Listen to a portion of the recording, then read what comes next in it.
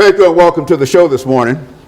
The topic this morning is Tennessee State University, and we're fortunate to have with us the president of Tennessee State University. And of course, Dr. Glover, let me welcome you to the show this morning, and to remind our audience that your name is Dr. Glender Glover, the president of Tennessee State University, and we might say that you've been a very, very active president at Tennessee State University, and some of our audience have asked for you on many times since you've been here, and we're just glad to have you here now, and so that they'll know that we made an attempt to bring Dr. Glenda Glover to our television show, and she simply represents the latest of all of the presidents that our audience has had an opportunity to meet on this particular show, and so we're just glad to have you here. Dr. Glover, before we start, let's see if we can give our audience some background information of your background, your education, and some of your experiences before you got to Tennessee State University, and then after that we'll have a break, and then we'll come back and deal with some of the aspects. Certainly. Thank you very much. It's an honor to have a conversation with you. I always enjoy speaking about Tennessee State University. It has become my favorite subject in the last 2 years. My background, I was born and reared in Memphis, attended public schools in Memphis, Tennessee State undergraduate, finished in 1974. It's just a real honor and a real blessing to come back to the very grounds, the foundation that gave me my start, to now come back in such a wonderful leadership position. It's just an awesome, awesome experience. But on the way to Tennessee State, of course, I went back and got a master's degree from Clark Atlanta, a doctorate from George Washington, and a law degree from Georgetown. And my background also as an accountant. As a professional, I'm an accountant by profession, CPA. And so we need all of those skills into one to come back now to TSU as the president. And thinking in terms, Dr. Glover, of coming to Tennessee State University and your first experience coming as a student to Tennessee State University, what did you know about Tennessee State University before you arrived here? And certainly not knowing that one day you would be the president of Tennessee State University, but what were some of your thoughts in terms of the opportunities that you felt that you might have had? Well, as a student, math, I was a math major, and I wanted to be in the honors program, so I graduated with honors and just had a lot of experiences with the honors students and the types of opportunities that a school like TSU offered. I spoke with various companies. I never thought about teaching really, because I was so interested in going into the corporate world.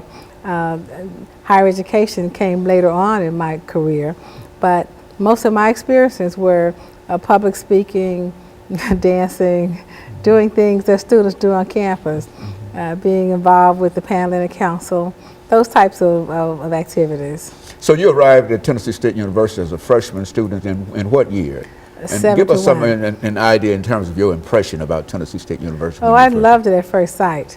I got there, you know, students make decisions based on some form of academic programs. I wanted to major in math. It wasn't so much the math program, it was the individuals that I knew who had attended Tennessee State and had done so well in their careers and were influencing me. And it was excitement about having been a student at TSU, and they came back to my church and my community, and they talked it up. So I said, well, let me just go and see what they're talking about. And then my parents could not afford to send me out of state to somewhere else, so I had some limited options at that time, and I chose TSU because I saw what it offered both educationally, socially, with the versatility that was there. I just enjoyed it all. And so you landed at Tennessee State University as a freshman student in what year, Dr. Glover? 71. Now, who was the president of Tennessee State University at that particular time? Dr. Torrance. Dr. Torrance? Torrance, yes. So what did you think about Dr. Torrance and the faculty that you met at Tennessee State University? Well, the faculty was so caring and nourishing, I mean, nurturing. And Dr. Torrance was very accessible. He would sit and talk with students in the cafeteria. He was very, he was easy to speak with, and he was always around. You wanted to do something that may not have been so acceptable by the standards of the faculty. He was there. You look up and he was standing right there. So he was always there. Very good. And so, Dr. Glover, we're going to take our first commercial break, and we're going to come back and deal with some other aspects of your journey at Tennessee State University. And we'll be back with our audience following this very, very short commercial break.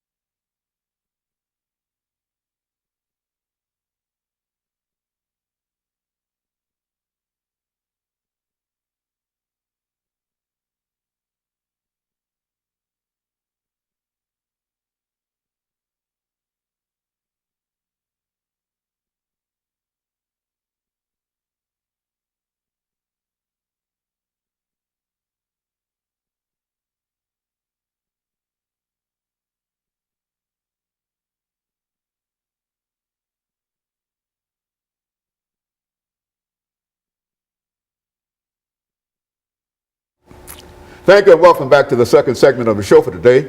We're talking to Dr. Glenda Glover, the president of Tennessee State University, and she's given us some information in reference to her background, education, and experiences. And now she will talk about coming to Tennessee State University. Some of the individuals that she met at Tennessee State University had influence upon her, and how she was able to achieve academically at the institution at a time when many people felt that these kinds of institutions were not doing what they ought to do. Talk about it from that perspective. Well, from an HBCU perspective, the first thing I had to decide was, am I going to attend HBCU, yes or no? So I made that decision that I wanted to attend HBCU, Historically Black College, and then Tennessee State rose to the top of the list. And then coming here, I met so many wonderful individuals, the faculty, staff. Of course, I have five that always come to mind. Of course, two are deceased now, the two Gassaway sisters, Dr. Sadie Gassaway and Dr. Pearlie Gassaway. But the Williams, Dr. McDonald Williams and Jamie Williams. They've both been in that seat. Yes, they now live in Atlanta. And they were so tremendously influential in my life, in my career. I called them as I was doing my inaugural address. I called her and had her assist me with doing some research on it. So I still talk to them quite frequently. In fact, their daughter-in-law is one of my close friends. And of course, Barbara Merle was there as, she was the vice president, the first vice president, female in the whole system, the TSU, the TBR, Tennessee Board of Regents system. So she's become, she was a close friend of mine too. So those were some of the folk who were influential while I was at TSU, and who are still living and having fun, not about to do anything. They're not even sick at all. So those were some of the wonderful mentors that are very, very influential to me. Have you thought about being the president of Tennessee State University now and sort of incorporating some of the things that you learned under their leadership in reference to dealing with faculty and staff and students now? Has that had any impression on you at all? Well, the fairness aspects, you pick up in the fairness and you want to make sure you operate with a strong sense of integrity at all times. Well, I noticed that there was an element of fairness about Dr. McDonald Williams in our honors programs classes, and he was no nonsense. He was, so those are the kind of things, the strict love that, some folk call it tough love, but there's a strictness that you apply as you love and mentor students. So I saw that then, and I see it now in many of the faculty that we have, which is a good thing. And it's very encouraging in terms of being able to replicate that kind of attitude that they had toward your students now. It is, and then you apply some of your own characteristics and traits that you've picked up, in the business world. Being a CPA and being a lawyer and an educator, those three work so well together as you at the top leadership position, because you see things with a bigger picture in mind, and you're able to dissect mentally much quicker. So, and I find myself analyzing the smallest the smallest sentence that's brought to me when it comes to finances. So that is very important, because as you know, many of our universities are looking for additional funds. So we have to make sure you can quickly make decisions about how to best employ the funds that we have. And you think that the very fact of you being an accountant as well as a lawyer helped to enhance your ability to be able to deal with some of the problems? Oh, absolutely, absolutely. As an auditor, I know that most problems are not so much from breaking the law or misappropriating or doing acting in an inappropriate manner, is not knowing the rules in the first place. I think the legal profession has made me learn how to read rules and laws more closely and understand them much better. And of course, the accounting profession, which is the language of business, so it made me understand business and the business aspects of being a president.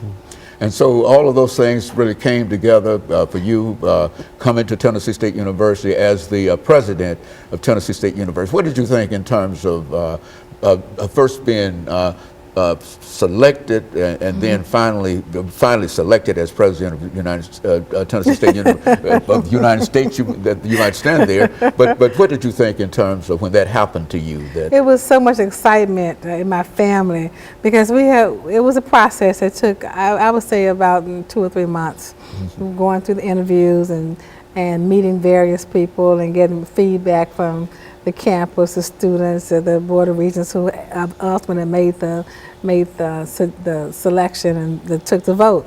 So I was very pleased and honored to come back now and lead the university that gave me my start. I mean, there's no greater honor, no greater blessing than when God calls you back home. And there you were at Tennessee State University, selected as the president of that great institution, now to move that institution forward. And you are moving the institution forward according to everything that we see in the newspaper and everywhere else. And when we come back, when we have our second commercial break, what we'd like for you to do is to think in terms of how you are moving the university. That is, some of the principles that you've laid down, and we might, I think in some instances, refer to them as challenges and opportunities, and recognizing that. And that's what we want to talk about. I think that I've heard you on many occasions lay out 5 or 6 points in terms of what you're trying to do in terms of enrollment and et cetera, et cetera. And so that's, I think that our audience would be really concerned in terms of hearing that kind of information and about how you are working hard in a real sense to make sure that students have an opportunities, even those students who somehow might not have been doing the things that they ought to do to have that opportunity, but there you are. Yeah, and I think that the community is aware of all of the things, and I want you to talk about that. Thank you.